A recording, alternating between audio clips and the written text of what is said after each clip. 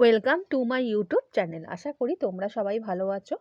এর আগের ভিডিওতে আমি তোমাদের ক্লাস 12 4th সেমিস্টারে হিস্ট্রি থেকে বিদ্রোহ ও ব্রিটিশ রাজ, জাতীয়তাবাদ ও বিচ্ছিন্নতাবাদের সংবিধান প্রণয়ন সমস্ত জায়গা থেকে আমি তোমাদের কোশ্চেন অ্যান্সার দিয়ে দিয়েছি। যারা দেখোনি তারা আমার চ্যানেলে গিয়ে সেসব ভিডিও দেখে নিতে পারো। আজকে আমি তোমাদের রাষ্ট্র নির্মাণ ও তৎ সম্পর্কিত বিষয়সমূহ, ওখানে ভারত পাকিস্তান যুদ্ধ কোশ্চেন অ্যান্সার আমি তোমাদের দিয়ে দিচ্ছি। চ্যানেলে যারা নতুন, চ্যানেলটা সাবস্ক্রাইব করে রাখো, আর ভিডিওটা ভালো লাগলে লাইক এবং বন্ধুদের শেয়ার করে দিও। তাহলে বন্ধুরা আরম্ভ করে দিচ্ছি। আমার প্রথম কোশ্চেন, 1971 ভারত পাকিস্তান যুদ্ধে ভারতীয় নৌবাহিনীর কৃতিত্ব সংক্ষেপে লেখো। 1971 বাংলাদেশের মুক্তিযুদ্ধে ভারত যোগ দিলে পাকিস্তানের সঙ্গে সরাসরি ভারতের যুদ্ধ শুরু হয়।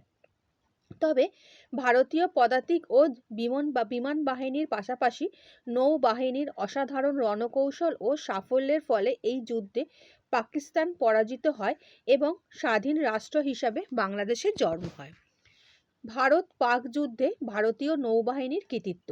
পশ্চিম রণাঙ্গনে 1971 ভারত পাকিস্তান যুদ্ধে পশ্চিম রণাঙ্গনে ভারতীয় নৌবাহিনীর নেতৃত্ব দেন ভাইস অ্যাডমিরাল এস.এন. কোহলি। তার সুদক্ষ নেতৃত্বে ভারতীয় নৌবাহিনী সোভিয়েত নির্মিত বেশ কিছু ক্ষেপণাস্ত্রের সাহায্যে পাকিস্তানের খাইবার এবং মহাফিজ নৌবহর ডুবিয়ে দেয় এবং শাহজাহান নামে একটি নৌবহরকে ভয়ানকভাবে ক্ষতিগ্রস্ত করে।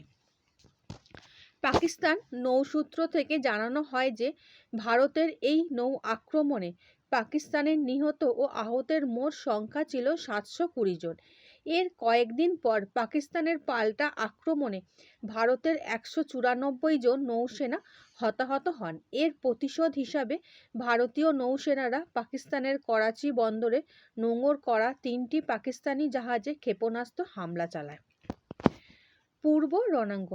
পূর্ব রণাঙ্গনে ভারতীয় নৌসেনাদের নেতৃত্ব দেন ভাইস অ্যাডমিরাল নীলকান্ত কৃষ্ণান। তার নেতৃত্বে ভারতীয় নৌসেনারা বঙ্গোপসাগরে নৌ অবরোধ সৃষ্টি করে এবং পশ্চিম পাকিস্তান থেকে পূর্ব পাকিস্তানকে পুরোপুরি বিচ্ছিন্ন করে রাখে। এর পাশাপাশি বিমানবাহী রণতরী INS বিক্রান্ত মোতায়েন করা হয়। পাকিস্তানের তরফ থেকে পাল্টা হামলা চালানোর জন্য PNS গাজী নামক একটি সাবমেরিন পাঠানো হলে তা বিশাখাপট্টনমের উপকূলের কাছে এসে অভ্যন্তরীণ বিস্ফোরণের কারণে ডুবে যায়। ক্ষয়ক্ষতির পরিমাণ। 1971 ভারত পাকিস্তান যুদ্ধে পাকিস্তানের ক্ষয়ক্ষতি বেশি হয়। এই যুদ্ধে পাকিস্তান তার নৌবাহিনীর প্রায় অর্ধেক হারায়। পাকিস্তানের 7টি গানবোট, একটি মাইনসুপার, একটি সাবমেরিন, 2টি ডেস্ট্রয়ার, 3টি রহলদারি জাহাজ, 18টি কার্গো এবং বেশ কয়েকটি অস্ত্রশস্ত্র সরবরাহকারী এবং যোগাযোগ রক্ষাকারী জাহাজ ক্ষতিগ্রস্ত হয়। এছাড়া পাকিস্তানের বন্দর শহর করাচির নৌঘাঁটি ও ডকগুলি ব্যাপক ক্ষয়ক্ষতি হয়। নৌসেনা ও নৌকর্মী মিলিয়ে পাকিস্তানের মোট 1900 জন কর্মী হতাহত হয় আর 1413 জন নৌসেনা ভারতীয় নৌবাহিনীর হাতে বন্দী হয়। নিপুণ রণকৌশলের মাধ্যমে ভারতীয় নৌবাহিনী খুব সহজে পাকিস্তানি নৌবাহিনীকে পরাজিত করে। ভারতীয় নৌবাহিনীর এই সাফল্যের কারণে পাকিস্তানের 2 দিক অবরুদ্ধ হয়ে পড়ে, যা তাদেরকে ত্বরান্বিত করে। নেক্সট কোশ্চেন, টিকা লেখো সিমলা চুক্তি। প্রেক্ষাপট, বাংলাদেশের মুক্তিযুদ্ধের শেষের দিকে ভারত ও পাকিস্তানের মধ্যে যুদ্ধ শুরু হয়। যুদ্ধ পাকিস্তান পরাজিত হয় এবং একটি স্বাধীন রাষ্ট্র হিসাবে বাংলাদেশ বিশ্ব মানচিত্রে আত্মপ্রকাশ করে। সদ্য স্বাধীন বাংলাদেশ সরকার পশ্চিম পাকিস্তানের যুদ্ধবন্দীদের যুদ্ধাপরাধী হিসাবে বিচার করতে চাইলেও ভারত সরকার তাদেরকে মুক্তি দেয়। শুধু তাই নয়, ভারত এই শান্তিকামী রাষ্ট্র হিসাবে পাকিস্তানের সঙ্গে স্বাভাবিক সম্পর্ক পুনঃপ্রতিষ্ঠার উদ্যোগ নেয়। এই উদ্যোগের ফলশ্রুতি ছিল সিমলা চুক্তি স্বাক্ষর।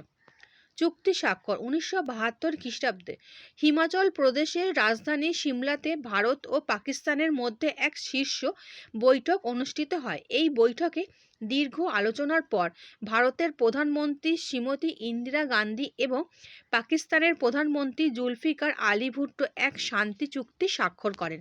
এই চুক্তিটি সিমলা চুক্তি নামে পরিচিত। চুক্তির শর্তাবলী। সিমলা চুক্তিতে বলা হয়, জম্মু ও কাশ্মীর সীমান্তে অবস্থানকারী উভয় দেশের সেনা দলে ভারত ও পাকিস্তান দুই দেশের মধ্যবর্তী সীমানা অর্থাৎ এলওসি হিসাবে মেনে নেওয়া হবে। 93,000 পাকিস্তানি যুদ্ধবন্দী সেনাদের ভারত ছেড়ে দেবে। বাংলাদেশের যুদ্ধ অপরাধে জড়িত এই সেনাদের বিচার করবে পাকিস্তান সরকার। যুদ্ধে ভারতীয় সেনাদের দ্বারা অধিকার করা পাকিস্তানের পশ্চিমাঞ্চলে ভূখণ্ড বিনা শর্তে ছেড়ে দেওয়া হবে। ভবিষ্যতে কোনো সমস্যা দেখা দিলে তৃতীয় পক্ষের সাহায্য না নিয়ে দুই দেশ নিজেদের মধ্যে আলোচনা করে তা মিটিয়ে নেবে। দুই দেশের সেনারা কখনোই নিয়ন্ত্রণ রেখা অর্থাৎ লাইন অফ কন্ট্রোল অতিক্রম করবে না। গুরুত্ব: 1972 খ্রিস্টাব্দে স্বাক্ষরিত সিমলা চুক্তি ভারত পাক সম্পর্কের মোড় ঘোরাতে ব্যর্থ হয়। এই চুক্তির পরেও পাকিস্তানের ভারত বিদ্বেষ কমেনি। পরবর্তীকালে রাজস্থানের পোখরানে ভারতের প্রথম পরমাণু বিস্ফোরণের ঘটনাকে কেন্দ্র করে ভারত পাকিস্তান উভয় দেশের মধ্যে তিক্ততা সৃষ্টি হয়।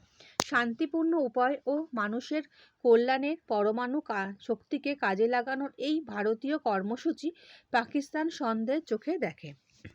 নেক্সট কোশ্চেন, বাংলাদেশের মুক্তিযুদ্ধকে কেন্দ্র করে সংগঠিত ভারত পাকিস্তান যুদ্ধে চীনের কি ভূমিকা ছিল? বাংলাদেশের মুক্তিযুদ্ধকে কেন্দ্র করে 1971 খ্রিস্টাব্দে ভারত ও পাকিস্তানের মধ্যে যুদ্ধ বাধে। এই যুদ্ধে চীন পাকিস্তানকে সমর্থন জানায় এবং সামরিক ও রাজনৈতিকভাবে সাহায্য করে। বাংলাদেশ মুক্তিযুদ্ধে চীনের ভূমিকা। চীনের পাকিস্তান প্রীতি। বাংলাদেশের মুক্তিযুদ্ধকে কেন্দ্র করে ভারত ও পাকিস্তানের মধ্যে যুদ্ধ শুরু হলে চীন পাকিস্তানের পক্ষ নেয়। ভারতের সংসদে পূর্ব পাকিস্তানের স্বাধীনতা যুদ্ধকে সক্রিয়ভাবে সাহায্য করার প্রস্তাব সর্বসম্মতভাবে গৃহীত হলে চীন আরও তীব্র প্রতিবাদ করে। চীনের তৎকালীন প্রধানমন্ত্রী চৌ এন লাই পাক সামরিক শাসক ইয়াকে এক চিঠি লেখেন। এই চিঠিতে মুক্তিযুদ্ধকে পাকিস্তানের অভ্যন্তরীণ বিষয়ে উচ্ছৃঙ্খল হস্তক্ষেপ বলে তিনি পশ্চিম পাকিস্তানের বিরোধীদের সমালোচনা করেন। চীন আরও জানায় যে ভারত যদি পাকিস্তান আক্রমণ করে তাহলে চীনের সরকার এবং চীনের জনগণ সর্বশক্তি দিয়ে তার বিরোধিতা করবে। মুক্তিযুদ্ধের প্রথম দিকে চীন গোপনে পশ্চিম পাকিস্তানকে $75 মিলিয়ন সামরিক সাহায্য পাঠায়। ভারত সোভিয়েত চুক্তি স্বাক্ষরের পর চীনের পাকিস্তানপন্থী নীতি আরও প্রকট হয়ে ওঠে। জুলফিকার আলী ভুট্টোর নেতৃত্বে একটি পাক প্রতিনিধি দল চীনে গেলে চীনের ভারপ্রাপ্ত বিদেশমন্ত্রী চি পেং ফ্রি পূর্ব পাকিস্তানের মুক্তি আন্দোলন সমস্যা সমাধানের আহ্বান জানায়। পাশাপাশি গেরিলা যুদ্ধে প্রশিক্ষণ দেওয়ার জন্য চীন থেকে 200 জন সামরিক বিশেষজ্ঞদের ঢাকায় পাঠানো হয়। পরবর্তী পর্যায়ে জাতিপুঞ্জে চীন ও মার্কিন যুক্তরাষ্ট্রে দুটি প্রস্তাব পেশ করে। প্রথম প্রস্তাবে পূর্ব পাকিস্তানের যুদ্ধবিরোধী এবং দ্বিতীয় প্রস্তাবে অন্যের ভূখণ্ড থেকে সেনা প্রত্যাহারের কথা বলা হয়। কিন্তু সোভিয়েত ইউনিয়ন এই দুই প্রস্তাবের বিরোধিতা করে ভেটো প্রয়োগ করে। চীন ভারতকে আক্রমণকারী হিসাবে চিহ্নিত করে। এমনকি বঙ্গবন্ধু শেখ মুজিবুর রহমানের মৃত্যুর আগে পর্যন্ত চীন বাংলাদেশকে স্বাধীন রাষ্ট্র হিসাবে স্বীকৃতি দেয়নি। মুক্তিযুদ্ধে চীনের বিরোধিতার কারণ। বেশ কয়েকটি কারণে চীন বাংলাদেশ মুক্তিযুদ্ধের বিরোধিতা করেছিল। ভারতে আশ্রয় নেওয়া আওয়ামী লীগের মুজিবুর রহমান সহ অন্যান্য নেতারা কাজকর্মে ভারতপ্রীতি দেখে চীন মনে করে যে বাংলাদেশ রাষ্ট্র তৈরি হলে তা হবে সোভিয়েত ও ভারতের নিয়ন্ত্রণে থাকা তাবেদার রাষ্ট্র। চীনের দক্ষিণ সীমান্ত এলাকায় অবস্থিত এই তাবেদার রাষ্ট্রটি ভবিষ্যতে চীনের যাবতীয় নিরাপত্তার পক্ষে বিপজ্জনক ভূমিকা নিতে পারে। পাকিস্তান প্রথম থেকে চীনের এক ঘনিষ্ঠ মিত্র দেশ ছিল, তাই এই সংকটের সময় পাকিস্তানের পাশে না থাকলেও চীনের অন্যান্য মিত্র দেশগুলিও চীনের প্রতি আস্থা হারাতে পারত। সমাজতান্ত্রিক দেশ হওয়া সত্ত্বেও চীন ও সোভিয়েত ইউনিয়নের মধ্যে কখনোই সুসম্পর্ক ছিল না, তাই দক্ষিণ এশিয়ায় সোভিয়েত ইউনিয়নের প্রভাব আটকানোর জন্য পাকিস্তানকে চীনের সাহায্য প্রয়োজন ছিল। বিশেষত ভারত সোভিয়েত মৈত্রী চুক্তি স্বাক্ষরের পর চীন এই ভেবে ভীত হয়ে পড়ে যে পূর্ব পাকিস্তান আলাদা রাষ্ট্র হলে পাকিস্তান দুর্বল হয়ে পড়বে, আর সেই সুযোগে সোভিয়েত ইউনিয়ন ভারতের সাহায্য নিয়ে দক্ষিণ এশিয়ার মাটিতে নিজের কর্তৃত্ব প্রতিষ্ঠা করবে। মন্তব্য: চীন নিজের স্বার্থ এবং দক্ষিণ এশিয়া সহ আন্তর্জাতিক রাজনীতিতে নিজের অবস্থানকে সুদৃঢ় করার লক্ষ্যে মুক্তিযুদ্ধ বিরোধী অবস্থান নেয় এবং মুক্তিযুদ্ধের সঙ্গে সম্পর্কিত ভারত পাকিস্তান যুদ্ধে পাকিস্তানের পক্ষ অবলম্বন করে। নেক্সট কোশ্চেন: 1971 খ্রিস্টাব্দে ভারত পাকিস্তানের যুদ্ধের ফলাফল বা তাৎপর্য সংক্ষেপে লেখো। বাংলাদেশের মুক্তিযুদ্ধকে কেন্দ্র করে 1971 খ্রিস্টাব্দে ভারত পাকিস্তান যুদ্ধ বাধে। খুব অল্প সময় এই যুদ্ধে ভারতের সেনাবাহিনীর কাছে পাকিস্তানের সেনারা আত্মসমর্পণ করে ও স্বাধীন বাংলাদেশ রাষ্ট্রের আত্মপ্রকাশ ঘটে।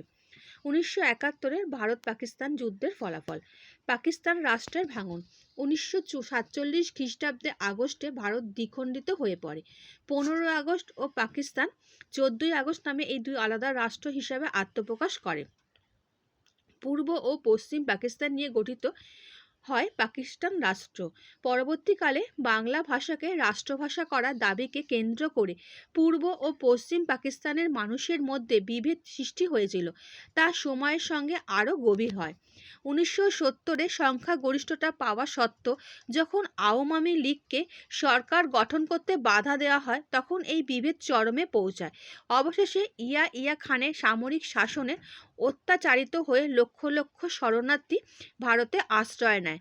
এর ফলে ভারতের আর্থ-সামাজিক ও রাজনৈতিক ক্ষেত্রে ক্ষতিকর প্রভাব পড়লে ভারত পূর্ব পাকিস্তানের মুক্তিযুদ্ধে সাহায্য করে। শীঘ্রই পূর্ব ও পশ্চিম পাকিস্তানের মধ্যে ভাঙন অবশ্যম্ভাবী হয়ে ওঠে। স্বাধীন বাংলাদেশ রাষ্ট্রের আত্মপ্রকাশ। 1970-এ নির্বাচনে জয়লাভ করলে আওয়ামী লীগকে সরকার গড়তে বাধা দেওয়া হয়। এই পরিস্থিতিতে আওয়ামী লীগের নেতা শেখ মুজিবুর রহমান সমগ্র পূর্ব পাকিস্তানবাসীর উদ্দেশ্যে স্বাধীনতা সংগ্রাম গড়ে তোলার আহ্বান জানান। তিনি ঘোষণা করেন, এবারের সংগ্রাম মুক্তি সংগ্রাম, এবারের সংগ্রাম স্বাধীনতা সংগ্রাম।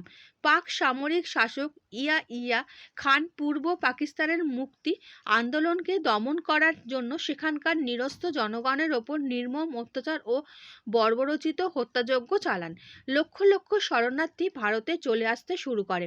শ্রীমতী ইন্দিরা গান্ধীর নেতৃত্বাধীন ভারত সরকার বাধ্য হয়ে বাংলাদেশের মুক্তিযোদ্ধাদের পাশে দাঁড়ায়। বাংলাদেশ মুক্তি বাহিনী ও ভারতের সেনাবাহিনী মিলিত হয়ে একটি জোট গঠন করে। শেষ পর্যন্ত ঢাকার রেসকোর্সে ময়দানে ভারতীয় সেনা কর্তাদের কাছে পাকিস্তানি সেনা কর্তারা আত্মসমর্পণ করেন এবং আত্মপ্রকাশ করে স্বাধীন বাংলাদেশ রাষ্ট্র। সিমলা চুক্তি স্বাক্ষর। যুদ্ধ শেষে ভারত ও পাকিস্তান উভয় দেশই যুদ্ধের উত্তেজনা প্রশমনে উদ্যোগী হয়। এ বিষয়ে আলোচনার জন্য পাকিস্তানের প্রধানমন্ত্রী জুলফিকার আলী ভুট্টো এবং ভারতের প্রধানমন্ত্রী ইন্দিরা গান্ধী সিমলাতে এক শীর্ষ সম্মেলন মিলিত হন।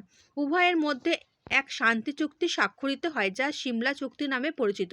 এই চুক্তির উল্লেখযোগ্য কয়েকটি শর্ত: জম্মু ও কাশ্মীর সীমান্তে উভয় দেশের সেনাদের অবস্থানকে উভয় সীমানা বা এলওসি হিসাবে মেনে নেওয়া হবে। 93,000 পাকিস্তানি যুদ্ধবন্দী নেতাদের ভারত মুক্তি দেবে। ভবিষ্যতে কোনো সমস্যা দেখা দিলে তৃতীয় কোনো পক্ষের সাহায্য না নিয়ে দুই দেশ আলোচনা করে তা মিটিয়ে নেবে। দুই দেশের সেনারা সীমান্ত অতিক্রম করবে না প্রভৃতি। তবে সিমলা চুক্তির পরে পাকিস্তানের ভারত বিদ্বেষী কমেনি। সদ্য স্বাধীন বাংলাদেশ, পাকিস্তান ও ভারত এই তিন দেশের রাজনীতির ওপরে ভারত পাক যুদ্ধের প্রভাব পড়েছিল। স্বাধীন বাংলাদেশ শেখ মুজিবুর রহমানের নেতৃত্বে সরকার গঠিত হয়েছিল। পাক সামরিক শাসক ইয়া খান জুলফিকার আলী ভুট্টোর নেতৃত্বাধীন পাকিস্তান পিপলস পার্টির হাতে ক্ষমতা হস্তান্তর করলে পাকিস্তানের সামরিক শাসনের অবসান ঘটে। ভারতের শ্রীমতী ইন্দিরা গান্ধীর নেতৃত্বাধীন কংগ্রেস দল পুনরায় নির্বাচনে জয়লাভ করে। ইন্দিরা গান্ধী পুনরায় প্রধানমন্ত্রী হন। আচ্ছা বন্ধুরা, আশা করি তোমরা আজকে যে ভারত পাকিস্তানের যুদ্ধ থেকে কোশ্চেন অ্যান্সার দিলাম তোমরা বুঝতে পেরেছো। আমি তোমাদের এই যে তোমাদের সিলেবাস যা যা ছিল মোটামুটি আমি তোমাদের সমস্তই কমপ্লিট করে দিয়েছি। যারা দেখোনি সে সমস্ত ভিডিও আমার চ্যানেলে গিয়ে দেখে নিতে পারো। এরপরে যে অধ্যায় থেকে আমি তোমাদের 3 নম্বর দিয়েছি, 4 নম্বর দিতে হবে বা 4 দিয়েছি, যেগুলো থেকে 8 নম্বরের কোশ্চেন দিতে হবে, এরপরে আমি তোমাদের সেই সমস্ত চ্যাপ্টার থেকে সেই সমস্ত কোশ্চেন অ্যান্সার দিয়ে দেবো। নেক্সট তোমাদের আমি সাজেশন দেওয়া স্টার্ট করে দেবো জানুয়ারি মাস থেকে। তোমাদের ফেব্রুয়ারি মাসে পরীক্ষা আছে 4th সেমিস্টার, সেই হিসাবে জানুয়ারি মাসে তোমাদের আমি সাজেশন দেওয়া স্টার্ট করে দেবো। আর ভিডিওটা ভালো লাগলে বন্ধুদের শেয়ার করে দিও। আচ্ছা বন্ধুরা, ভালো থেকো।